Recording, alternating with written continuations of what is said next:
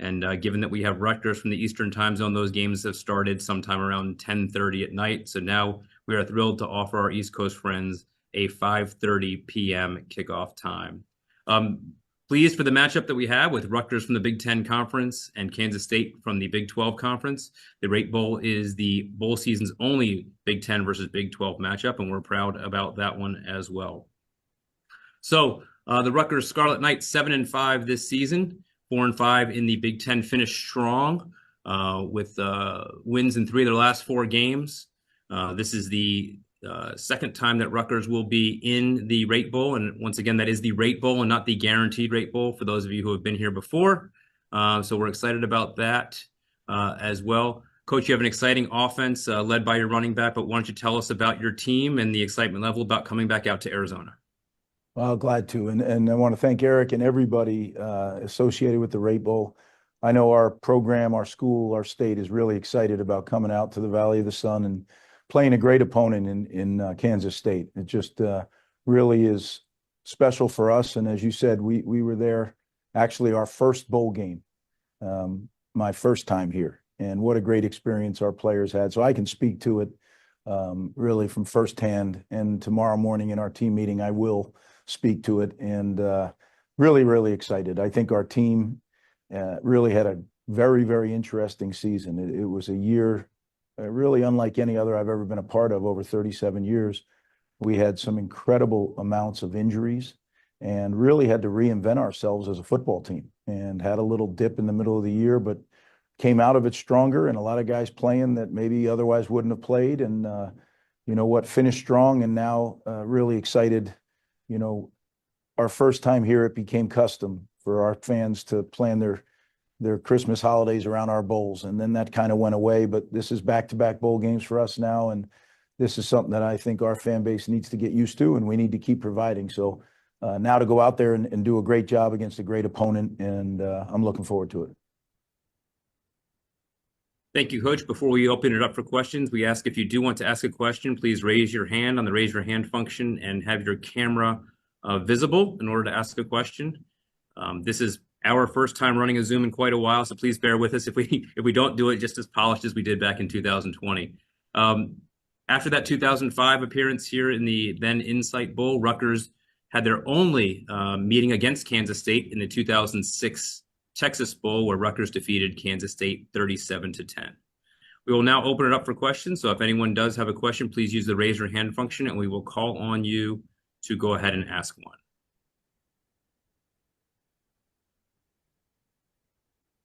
I'm sure someone has a question for Coach Schiano.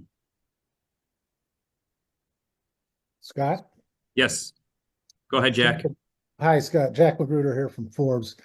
Coach, I wonder if you could just talk about several things. Monon's effectiveness this year and what he brings to the offense. And it looks to me like you're really a ground first, play defense, run the clock, control the game kind of guy. Is that close?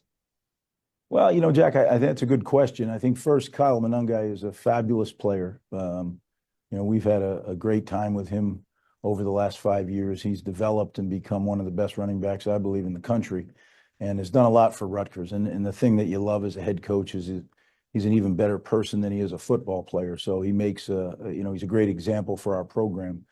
But as far as our nature of our offense and our defense, we kind of do what it takes to win. And, you know, later in the year, we threw the ball more. I think Ethan Kalikamannis really came on. I think our young receivers were forced into action and did a good job. We love to run the ball. We love to play defense. Kicking game is very important. So, yeah, we're kind of do what it takes to win. But, you know, if we have our choice, we'd like to be able to run the football. And in our conference, you have to be able to do that, right? You know, the weather gets pretty bad at the end of the year, you know, evidenced by our last game out at Michigan State. I mean, it was a snow globe the entire day. So, but I'm excited. I think our offense is getting better and better. It's been Kirk Shiraka provides tremendous leadership. It's his second year back, so now the guys have been through it for a second cycle, and I think they're just a unit that's on the rise. Thank you.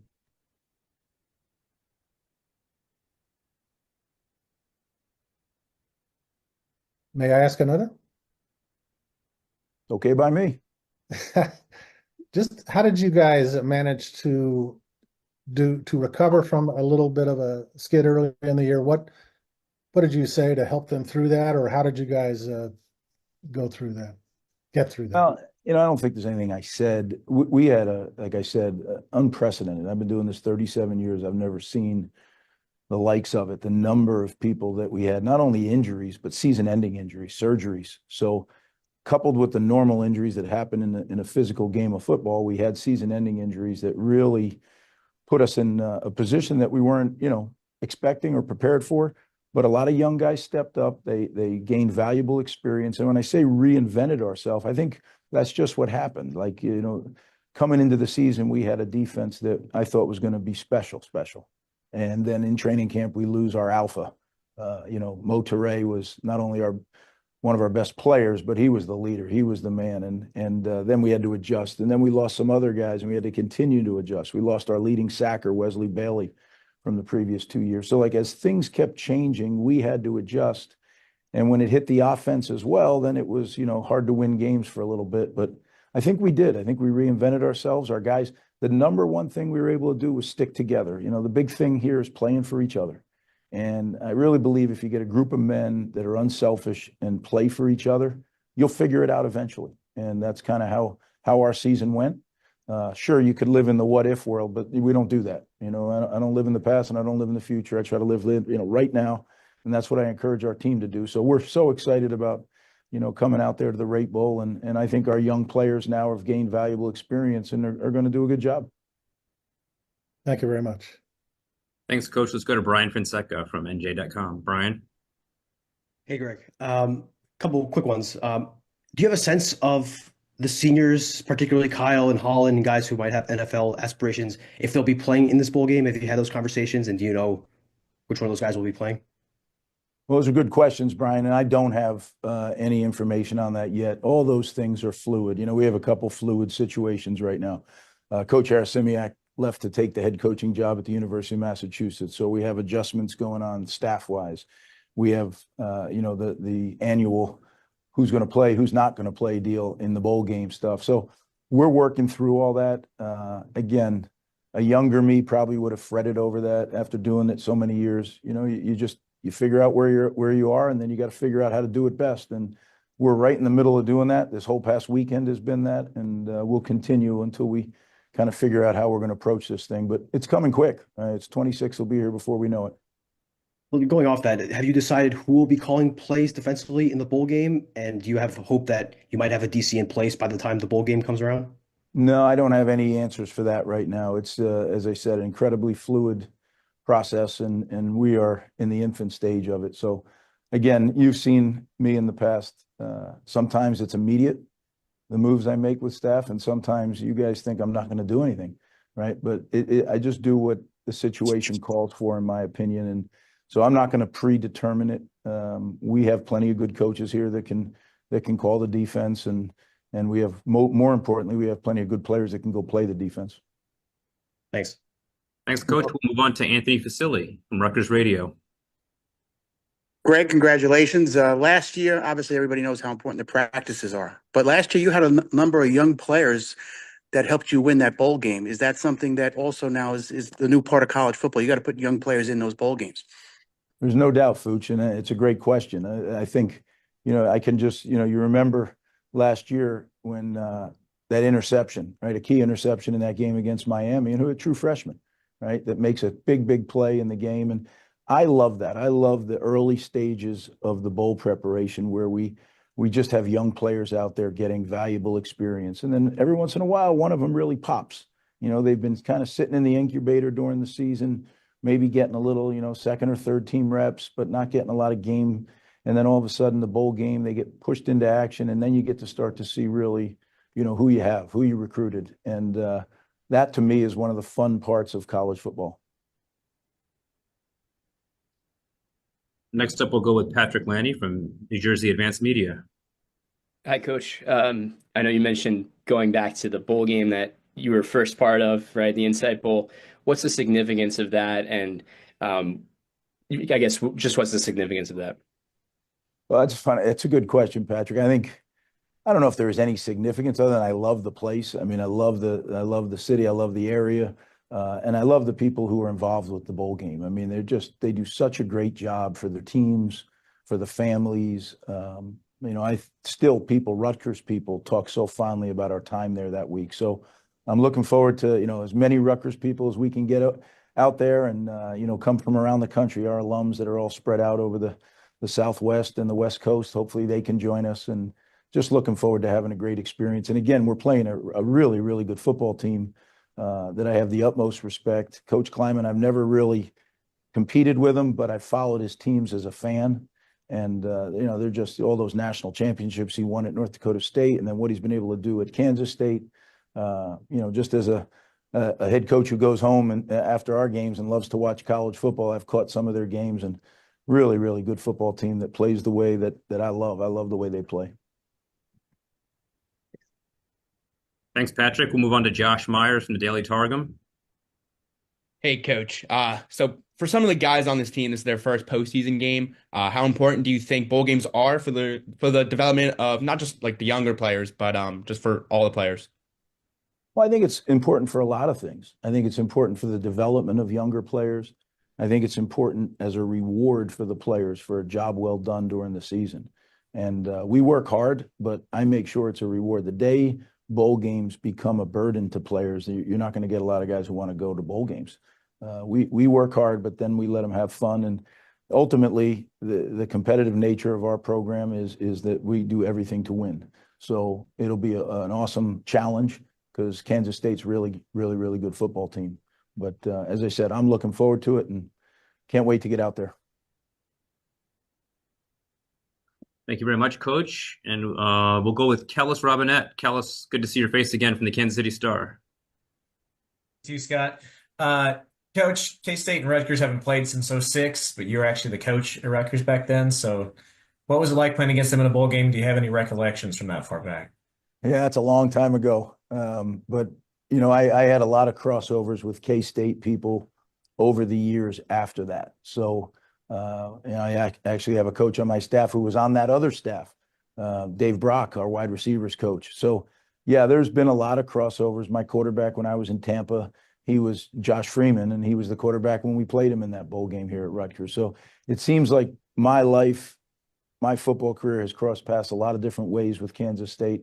And, I watch them, like I just got done saying, I watch them play as a fan sometimes when I catch them on TV and just love the way they play. It's a team that I like to watch because they remind me of the way we play, not necessarily schematically, but just how hard their kids play and they do it the right way.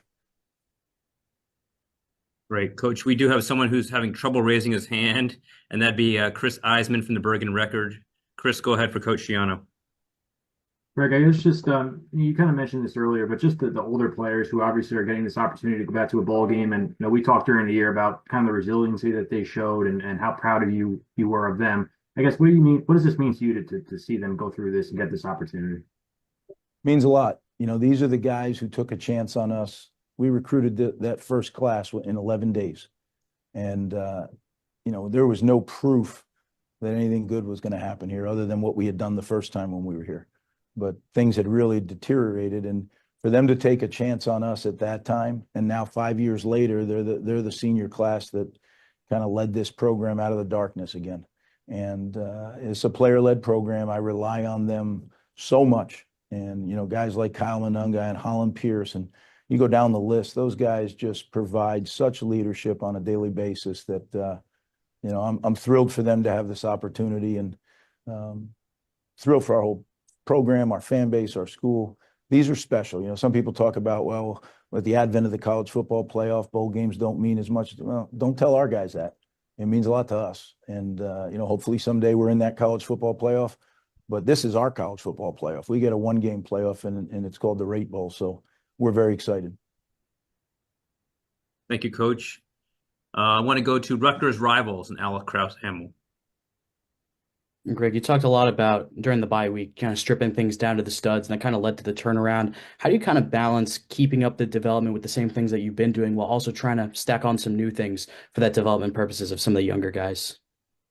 Yeah, I don't know how many new things. You always make game plan adjustments, little tweaks here and tweaks there to take care of issues or take advantage of something you think might be a situation where you can gain an advantage. But at this stage, you're not really putting in a whole lot of new stuff. What you're trying to do is make sure, especially in the early part of this prep, fundamental development of our younger players.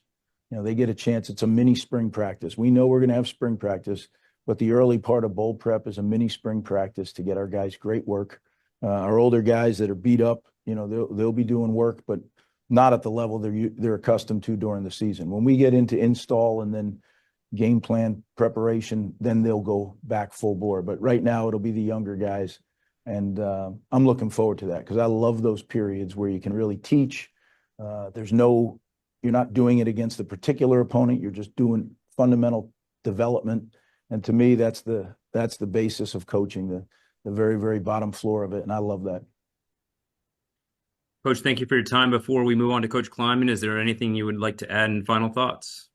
Well, I'm just really excited. I really do. I look forward to the preparation, and I look forward to getting out to Arizona and really having a great experience out there with the game. And, we have some work to do before we get there, right? Academically, we got a lot of challenges ahead of us, final exams and all that stuff. But we got a responsible group, a mature group. They'll take care of business, and then we'll go out there and have a great experience. So this is going to be a great month, but we got a lot of work to do. And again, excited to be competing with Kansas State. Coach Kleiman does such a great job, and their program does such a great job that I just think excited about it.